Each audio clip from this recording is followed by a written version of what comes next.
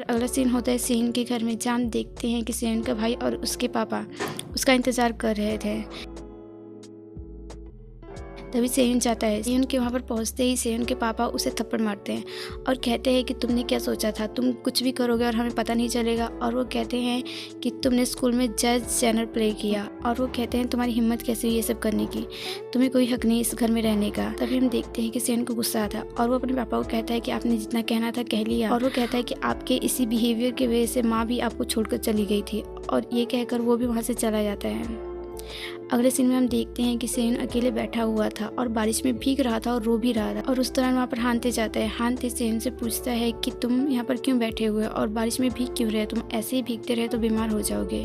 तो सेन कहता है कि मुझे नहीं पता कि इसके अलावा मुझे कहाँ जाना है। तो हानते उसे अपने साथ ले जाता है। जब हानते उसे ले जा रहा था उस बीच ऐसा सीन आता है जहाँ लगता है कि वो दोनों एक दूसरे को किस कर रहे थे, लेकिन ऐसा नहीं होता है। दरअसल हानते सेन के चेहरे के करीब जाता है और वो उससे पूछता है तुम्हारे चेहरे को क्या हुआ, तुम्हें किसी ने मारा।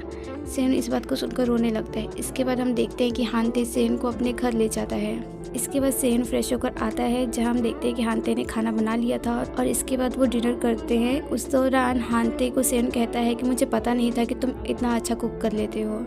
इसके बाद बारी थी सोने की, जहाँ हम देखते हैं कि हानते सेन को सोने के लिए बुलाता है। तो सेन उससे पूछता है कि मैं कहाँ सोऊंगा। तो हानते कहता है तुम बेड पे सोओगे। तो कहता है फिर तुम कहाँ सोओगे। तो वो कहता है मैं भी बेड पे सोऊंगा। तो हैरान होता है और कहता है क्या हम दोनों एक साथ सोने वाले हैं। तो हानते कहता है इसमें कौन सी बड़ी बात है। और इसके बाद हम देखते हैं वो दोनों एक ही बेड पे सोते हैं।